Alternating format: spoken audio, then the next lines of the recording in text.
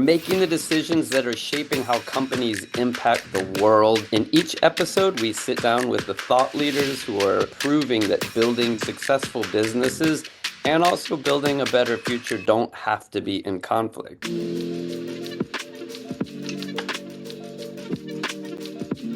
I'm your host, Jeff Davis, co-founder of Circulins, one of the fastest growing digital product passport companies in the world. Our special guest today is Klaas Jan van Calker, head of sustainability at Interfood. Welcome. Thank you very much, Jeff, for being here today. Yeah, thank you as well. Let's get into it. I guess, what was your first, instance in your role where you're like, ooh, I see a problem. I see like a moment as far as concerns or something we need to focus on? I think, we are working in the dairy supply chain. And if you do that and you focus, okay, where, for example, in the GHG emissions, where does most of the emissions occur? And that's at farm level. And I think then the challenge is always, okay, how can we implement a program that has also a long-term benefit for the farmer?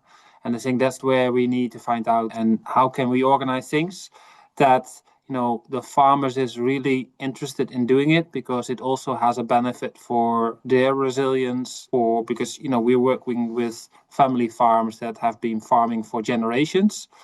So if they don't, they know a lot about sustainability, obviously, because they've done it for generations. And then we come with the questions, okay, how can we reduce the emission of greenhouse gases? But then we need to think through much more from the farmer perspective than from top down.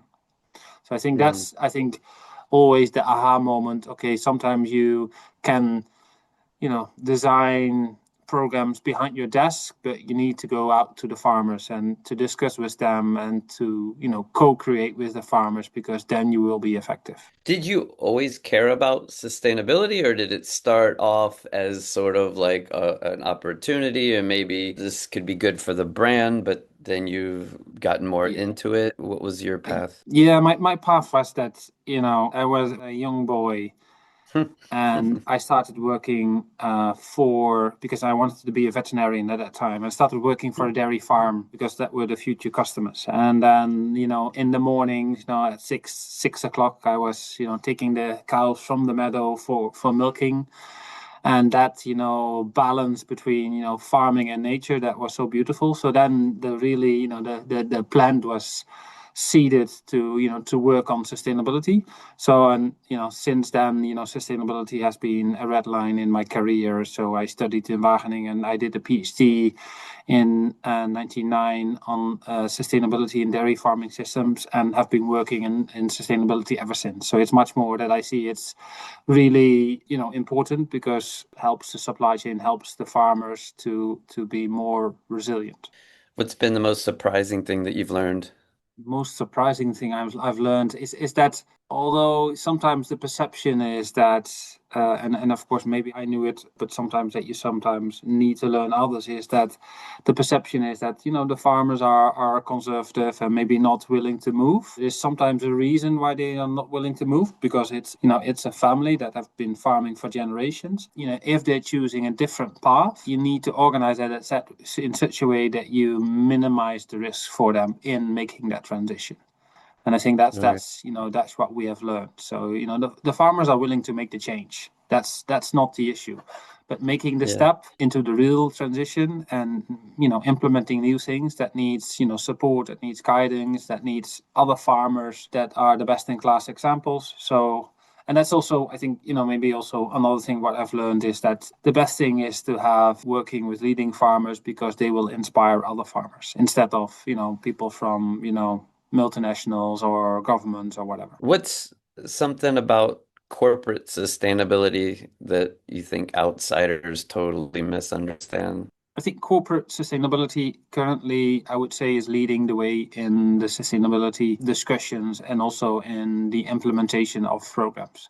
I do see that a lot of big multinationals really take responsibility in achieving their climate targets, in achieving their Region Act targets, and they are really, leading the way. And that are multinationals, so the big FMCG brands that are retailers, and I would say sometimes they take more and faster responsibility than governments. What do you feel is like some of the hardest trade-offs that you've had to make as far as the balance between profit and the planet? I think there is a lot to gain still in where environmental benefits, better financial performances can go hand in hand.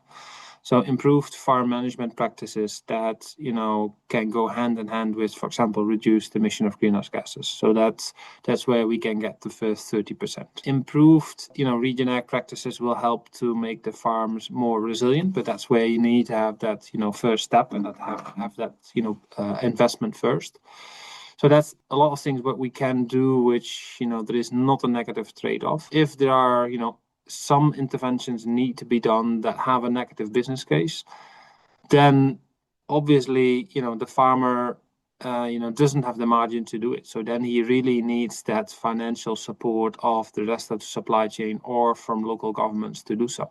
So I think, and if we can do that, then also that's transition can be made, and then we can get beyond 30-40% reductions of emissions of greenhouse gases in their supply chains. What's one thing that any CEOs watching this or listening to this should do this year? I would say start talking to your suppliers, start talking to your farmers, start working on the partnerships, because then most of the progress can be made, because it's also all about trust in the supply chain. So if we understand each other and if we can work together, then we can make the progress happen. And because then also It, supply chains can be organized more efficiently, and from that efficiency gains you can also invest in sustainability. and if you had 60 seconds with every single Fortune 500 CEO, what would you say to them?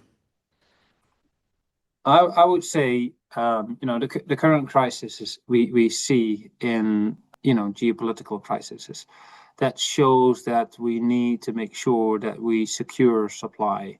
And that means also that we need to make our farming systems more autonomous so that they are less dependent on inputs from, fossil fuels, from fertilizers. And then, I think the path is focusing on sustainable and region ag practices, because then farmers are being able to get less dependent on inputs and also less volatile and, able to improve the security of supply, even with, the climate changing.